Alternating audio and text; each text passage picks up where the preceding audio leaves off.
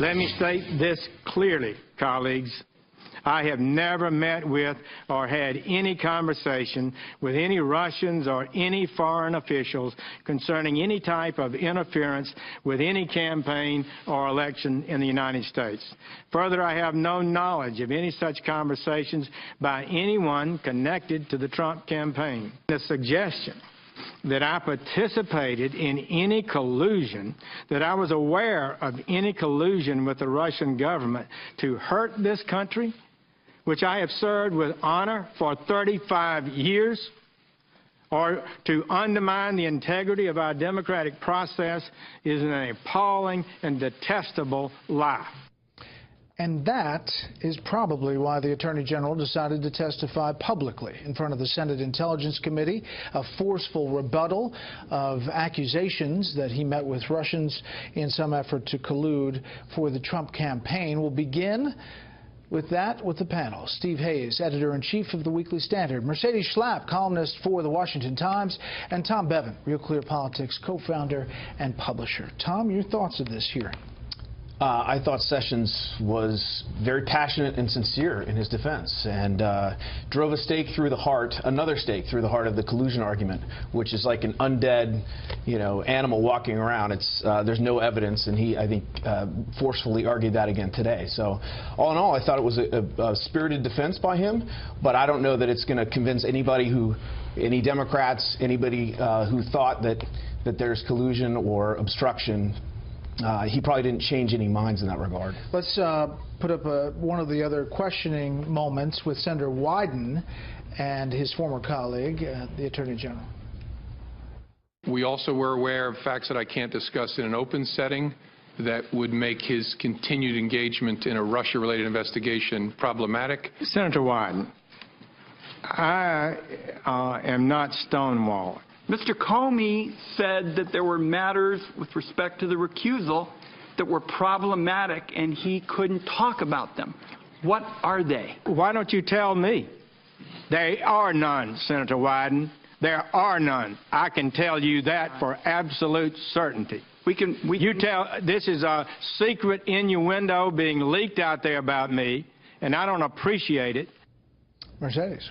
Goodness, what a strong performance by the Attorney General. And I have to say, Comey did miss that email that was sent from the Chief of Staff of the Attorney General over to Comey saying this is why Attorney General Sessions is going to recuse himself from the Russian investigation. Obviously, Wyden was trying to show this discrepancies between Comey and Sessions, but I think Sessions came up with the upper hand here in basically explaining, I did provide him with that email, that information. Obviously, he didn't see it. And so I think those people who are watching out there are looking at the Democrats trying to build up this narrative about the Russian collusion with Attorney General Sessions.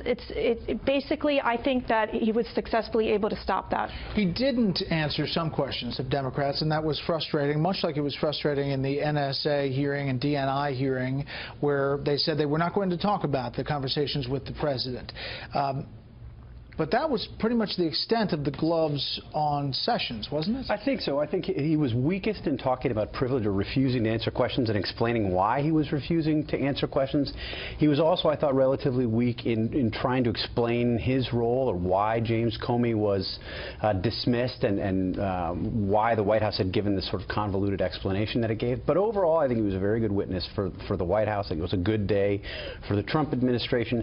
And if you go back to that exchange that you just played, the James Comey comments last week, where he seemed to be suggesting that there was really something potentially big that he couldn't possibly talk about in open setting. It was definitely. Look, it was one of the things that I looked at. Yeah. Coming out of the Comey hearings, wow, what does he have? He seemed to be suggesting that there might be really something significant there. And if it's the case, as Attorney General Sessions alleged today or claimed today, that all he was talking about was a possible brush-by encounter at a public speech, that, I think, dents the credibility of James Comey in a pretty significant way. There had better be something more behind the kinds of things that James Comey was alluding to, or he doesn't look very good in this. There is a serious side to not necessarily the collusion, because you're right, there hasn't been evidence of collusion, but there has been evidence of Russian attempts.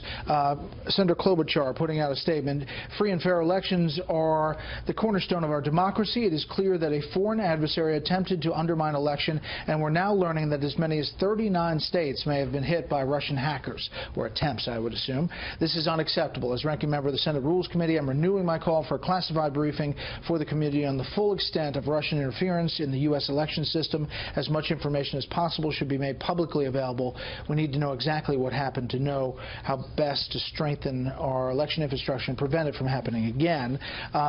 Again, Comey testified, Tom, that there were no votes changed. Right. But this is more as far as the outreach and the attempts at these different states' election boards. Yeah, Bloomberg reported this morning 39 states, something like that, that the Russians tried to hack into. This is serious stuff, and it is bipartisan. Let's get to the bottom of it. But what we've seen in Washington for the past couple of weeks is not about that. It's about James Comey. It's about Jeff Sessions. It's about collusion. It's about obstruction.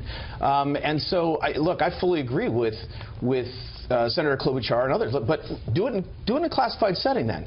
Let the special counsel proceed with his investigation. Let's stop the sort of public kabuki that is going on here and is all about innuendo and really isn't about that, which is a very serious matter. There was another story, Mercedes, that was really shot down right away, and that was that President Trump was going to fire Bob Mueller, the special counsel. There was some talk about that, and then the Deputy Attorney General, who's in charge, was asked about that today. Take a listen. At this point, have you seen any evidence of good cause for firing of Special Counsel Mueller?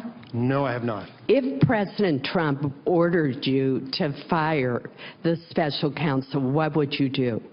Well, Senator, I'm not going to follow any orders unless I believe those are lawful and appropriate orders. I can tell you, as long as I'm in this position, he's not going to be fired without good cause. Could you be terminated without cause? Yes.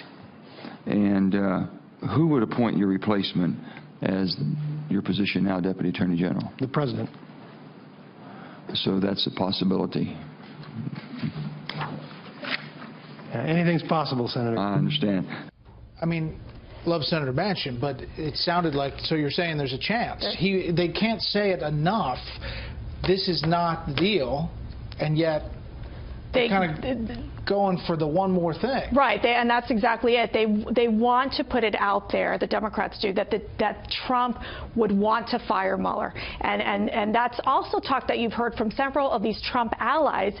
For example, I think it was Rudy from Newsmax who came out and basically made some mention of it as well. So there's some of these individuals pushing this narrative about firing Mueller, which it's preposterous. That's not the case. And in fact, actually, Sessions State even mentioned the fact that he has full confidence in Mueller in this investigation. But there is talk out there in the conservative sphere in terms of Mueller being, tight-knit with Comey. Does that impact the investigation? And those are the questions that arise. Well, I mean, we talked about it. Newt Gingrich raised this very issue. Others have as well. Mueller was interviewed for FBI director. And then, obviously, you have the testimony from James Comey about leaking the contents of those memos in an effort to get a special counsel as the end result. Yeah, I guess I don't see the conspiracy there. I do think there are valid questions being raised about who Bob Mueller has hired. I mean, it is the case that he hired a number of prominent investigators and lawyers who have contributed overwhelmingly to Democrats. Those are fair questions. I would think that Bob Mueller might be concerned about the optics. But look, I mean, the story about Mueller potentially being fired has certainly been overhyped in the last 24 hours, but it didn't come out of nowhere. I mean, Christopher Ruddy was at the White House. He then went on television and said, I think the president might fire Bob Mueller. So yeah, it turns out he was talking basis. about an interview on ABC that he watched with Jay Sekulow. But we only got that later, and the fact that Jay Sekulow wouldn't answer the question on Sunday, I thought was, it's not a crazy notion. The White House has now walked it back considerably, and it was overhyped, but it didn't come out of nowhere. I want to move on, but is there a chance that Capitol Hill moves on? I mean, when does the onus shift? I've asked this a couple times to different panels and different people. When does it shift? Does it ever shift to produce a there, otherwise we all need to move on? I don't think so. Bob Mueller. Well, look, theoretically, in a perfect world, Bob Mueller comes out, absolves, well, with a decision that either absolves the president or moves forward. Yeah, exactly, moves forward with the investigation. And that is sort of the decisive moment. But I do think we've seen Democrats, and part of this is because of the base of their party. They do not believe that Trump is the legitimate president. They want to see him removed by any means necessary. And so there was initially collusion, then we're moving to obstruction. Now we've got Democratic attorney generals of states suing on the emoluments clause. They're going to turn to his business dealings. So I think even if Bob Mueller comes out with a decisive opinion one way or the other, this is going to carry on. I got to go. Next up.